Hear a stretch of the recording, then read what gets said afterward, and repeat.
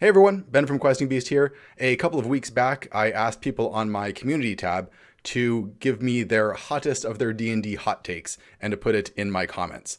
I haven't read any of these yet, but I did promise that I would react to them and see what I thought of them. I'll be telling you whether I think that they are actually spicy or whether they are fairly mild, and whether or not I agree with them. I have not read these yet, so I don't know what's in them, but let's jump in and see what people put. The 5e community has a toxic problem where it offloads all of the system's problems on DMs. The game isn't too easy, it's just the DM's fault for it not being creative enough with combat encounters. Dark vision isn't OP, you just need to build your encounters around its very narrow limitations. Want your characters to think outside the box and not spam abilities? Design situations specifically tailored to that. It does seem a bit spicy.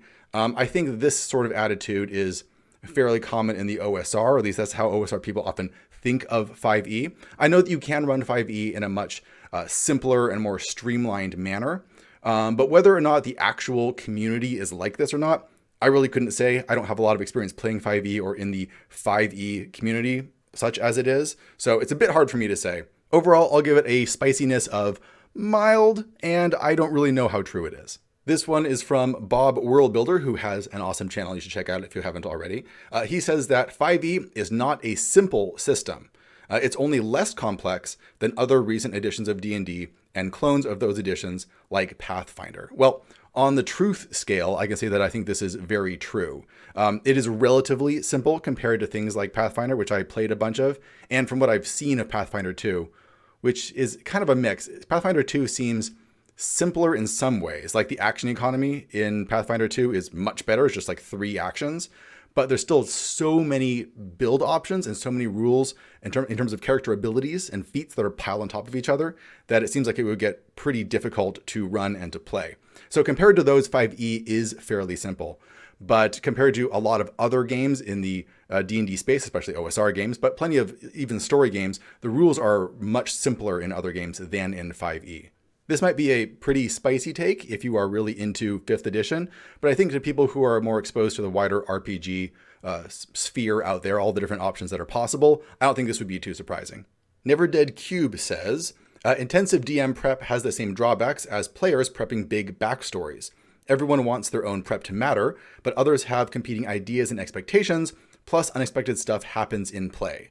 When you established canon as you play instead, everyone forms expectations and competes less because they're present and participating in choices in context.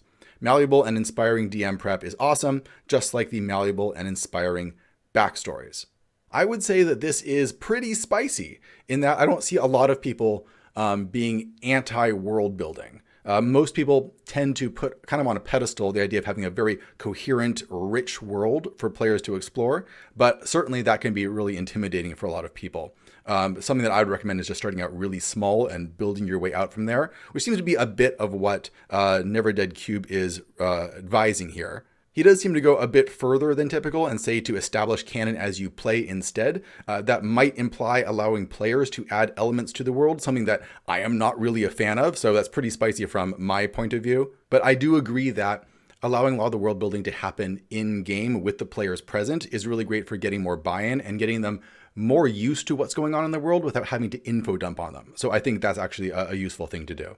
Many players are exploitive and expecting a GM to entertain you while providing nothing in return, and it's borderline abusive. The biggest offender here is writing a backstory in advance. Good players have malleable backstories they can weave into the game, or they make it up entirely on the fly. Bad players insist that their very important character is serviced and catered to. So this would be very spicy in certain circles where the game really focuses around the characters and their development and the kind of fulfillment of storylines for them. In a more old school style of play, this is just very basic advice that your character's life is definitely in danger from very early on in the game, just because at level 1 you may only have 1 hit point. That's something that could happen. And death is around every corner, at least until you get a few levels and you get a bit of protection. So detailed backstory is just generally not a great idea. In fact, it's a common thought in OSR circles that the first couple sessions, or maybe the first couple adventures, essentially are your character's backstory. Those are the story of how you became a hero, so you should be looking at that as your formative experience rather than having it off screen. Having a campaign that really focuses on characters and their plot line, so to speak, and kind of fulfillment of a backstory is definitely something that you could do, but it's going to really require the players and the dungeon master to agree on that and to plan that out ahead of time so everyone is on the same page. Kind of jumping or surprising your game master with that notion that why aren't you fulfilling this backstory, this plot that I've thought out for my character, that's really bad form. And that could put a lot of pressure on a DM and make things really unfun for them if that's not what they thought that they were doing. All right, we got a whole bunch more spicy takes here, but first a quick shout out to today's sponsor. This video is sponsored by Gentle Bands, which creates gorgeous handcrafted rings for men. One of my favorite features of these rings is the wild materials that they're made out of. They use titanium from retired spacecraft, Damascus steel, meteorite, and even dinosaur bone. This one, the Chateau, is a combination of tungsten carbide, 14 karat gold, bellow opal, and aged whiskey barrel oak. It's absolutely beautiful and has a fantastic weight and solidity to it. It almost feels like an item from a fantasy world. They offer free sizing and returns, and if you use my link, you can get a 25% discount on their whole store. It's a wonderful gift option for men, especially with Valentine's Day coming up. Check them out at the link in the description below. All right, let's jump back into it. This one says, lore is like manure. Spread it around, it makes for a rich environment for growth, but nobody likes a dump. Okay, I like that. That's quite good. Yeah, so that reminds me of things that I've said before where having a big lore dump is not a good idea, mostly just because people will tune out. I certainly tune out if a dungeon master spends, an hour just talking about their setting. That stuff is not going to stick in my head. What is going to make it stick in my head if it's something that matters to my character, if it's something that I interact with in the game. That stuff I'm going to remember, and I'm going to try and exploit it. I'm going to use it, and that's what makes it memorable, not just someone telling it to me. When someone just tells me lore, I can't figure out how all the different pieces fit together, and I can't figure out which parts of that are going to be important to me and which aren't, because you can't tell just from someone describing it to you. You only figure that stuff out from play. This is a quote from Gary Gygax himself. The secret we should never let the game masters know is that they don't need any rules. This is certainly a very spicy take because I think everyone has a strong opinion about this one way or another. Can you actually play D&D without any strict written down rules? Yes, to a certain extent. If you allow the game master to essentially be the rule book. If the game master has a very clear sense of what's going on in the world, the likelihood of different things happening and so on, you certainly can run the game just off of the top of their head. People have done it for decades. It's certainly a possibility. Is that style of play for everyone? Absolutely not. There are certain drawbacks to it, at least drawbacks for certain players that you have to take into account. If you're the sort of player who likes to have that kind of, I don't want to say control, but you want to be able to have some foresight into the likelihood of things happening. And having numbers and stats on your character sheet and having rules that you can look to as like, how does initiative work? How does armor class work? Those things help them plan in a more concrete way how their plans are going to turn out. And if they're not aware of any of that stuff, or that stuff is very malleable, that makes planning much more difficult. And that can be very frustrating for those types of players. I'm going to rate that as a true in the sense that dungeon masters don't really need rules, at least not hard-coded rules written down, but that it's not going to be a pleasant experience for a lot of players, but it might work really well with a certain group. Characterization and voice acting aren't role-playing, they're play acting. Role-playing comes from accepting the shared fantasy as presented and finding a role within it, not inflicting your OC, your original character, on it. I really like this take. I think this is really interesting. I hadn't thought of it in exactly those terms before, but so the idea is that role-playing is literally playing a role, and a role includes finding a place, culturally within the setting of the game. You need to find a way that your player character fits into that world in a way that makes sense. If you're only play acting, if you're just putting on a voice, then you could end up playing a character that doesn't mesh with the world at all and creates a lot of clashing themes, and it's very distracting. Now, as usual, this is going to depend on your group. There are groups that just don't care very much about that. This could be a group that has strong visions for their character, and they have a plot line that they're going to go through no matter what, even if it doesn't make sense with the rest of the plot. If the group is okay with that, then fine. Or it could be a group where it's much more lighthearted and a bit more gonzo, and everyone is just goofing around, eating snacks, and playing D&D, and they're not so worried about meshing in with the culture of the game world. That's just not a high priority for them. I'm going to say overall, I do agree with this commenter that trying to fit into the world is usually the better option, but your mileage may vary. Alignment is a useful and good tool for any TTRPG game, but especially fantasy ones with literal gods, and too many people simply don't understand it. Definitely a spicy and controversial take. It's really going to depend on what you mean by alignment. If you go back to really early D&D, alignment was much more like your allegiance. It was a literal alignment in the sense that which side were you on? There's only two sides. There was law and there was chaos. If you were allied with one side, if you were aligned with chaos, that didn't necessarily mean anything about your character's personality. It just meant who you served and who were your allies and who were your enemies. Now, over time, that distinction got kind of blurred as there became more and more alignments until there was 9 of them, and they clearly more represented your personality. Like if you were lawful good, then yeah, that could be a particular faction that you were allied with, but it really starts talking more about your personality when you start using good and evil. I think when people protest about the use of alignment, they're mostly protesting about that system where you determine your character's personality at the beginning and you're kind of locked into this mold that's really hard to change. Whereas if you went back to the more alliance or allegiance understanding of alignment, then that's something that I think really would fit into virtually any role-playing game, fantasy or not. Having strong factional allegiances is going to be a great way to create faction play in the game and to set your character's priorities. But of course, those priorities can change based on who their alliances shift with in the future. I will admit that I am actually not that versed in official Dungeons and Dragons lore, like how all the different planes work and how all the different gods work and how those connect to all the different alignments. Not something I've ever really studied or been that interested in. So I've heard people say stuff like this before, but I think you're going to have to really delve into D&D lore to understand exactly what that means.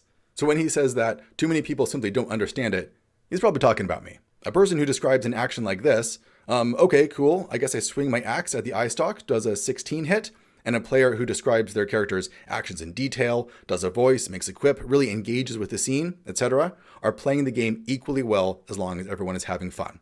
Amen. I absolutely agree with this. It's a little bit of a pet peeve of mine personally when you're in a game where everyone insists that you get super into the role-playing, play acting, whatever you want to call it, aspect of the game where you're putting on a voice and you're always talking about your character's feelings and so on. Not that that stuff is bad at all, but I tend to enjoy the aspects of D&D that are a bit more removed. I tend to zoom out a little bit further when I'm playing my character, so I'm a little bit more separate from them. They're more like a person that I am influencing and I'm watching them do stuff and I'm controlling their actions, but getting super into their headspace is usually not a high priority for me. The important thing here is just know your players and talk to them about what they want and adapt to what they need. I'm going to say this is mildly spicy, but very true. D&D, especially modern iterations, are at their most fun when the table doesn't know the rules. The DM's journey is adding complexity onto complexity and then joyfully renouncing it all for self-forgetting simplicity. Also, bring Mountain Dew and charcuterie boards to sessions. I'm going to rank this as very spicy because the idea that the players don't get to know the rules at all is quite unusual in D&D, at least today. Although it's definitely been a thing in the past. There were styles of play where the game master knows all the rules and the players are never allowed to know any of them, and they just engage with the fiction of the world directly. Now, if this poster is talking about playing with groups that are new to the game and just aren't that familiar with the rules, then I actually would really agree with this a lot. Playing with brand new groups can be the most fun out of any kind of group to play with because they don't have a lot of the preconceived notions of how D&D works and what's allowed, and they don't even know what all the tropes are. And so they're very naive in that sense, and that makes them great players because they are not bound by these notions of the rules, and they just describe what they think should happen in the game world. They describe what their character does in natural language terms. And that usually makes for a much more engaging play. I've never actually tried to run a game where the characters weren't allowed to know any of the rules at all. Maybe I should try that at some point and see how it goes. So I can't really say how true this is or not, but I think it's maybe a worthwhile experiment. A game master is not a voice actor, nor is he a storyteller or a writer. He is a referee first and foremost. As far as the RPG scene goes overall, I would say that this is a very spicy take, although one I very much agree with. It's in keeping with general advice you see in the OSR, that the game master should be kind of like a player in a lot of ways, in the sense that they are setting up scenes, but they don't really know what's going to happen. They're a referee. The players are engaging with the world, and the game master is reacting to what the players are doing. And the outcome is anyone's guess. It's going to depend on what the players do, and some dice, and what the game master thinks the NPCs would do. In that sense, they're very much like a referee. They're just making calls. They don't have an investment in a particular outcome that they want to happen. Speaking for myself, I find that style of GMing to be much more relaxing and much easier than the other style. If I have a particular outcome that I want to happen, or that I expect to happen, or I'd be very frustrated if it didn't happen, it puts a lot of tension on me, a lot of pressure. I feel like I need to try and maneuver things. I need to negate players' choices in some way to get my good outcome to happen. But once you start thinking that way, then in my opinion, you really start removing one of the most important things about this type of game that we're playing here. And that's that it's a game world where anything can happen, where the players can try anything and the results should make sense.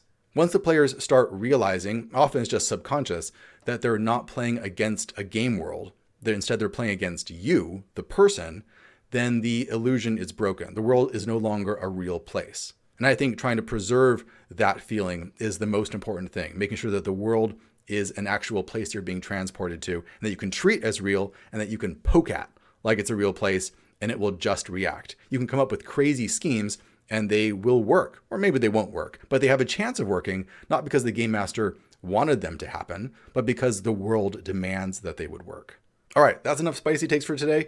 This was a lot of fun. I really enjoyed doing this. Maybe I'll do it again some other time. Make sure you keep an eye on the community tab in case I put out another call for spicy takes. Thanks for watching. Hope that you enjoyed it. Remember that you can support Questing Beast over on Patreon if you want to help support the channel. And thanks again for watching.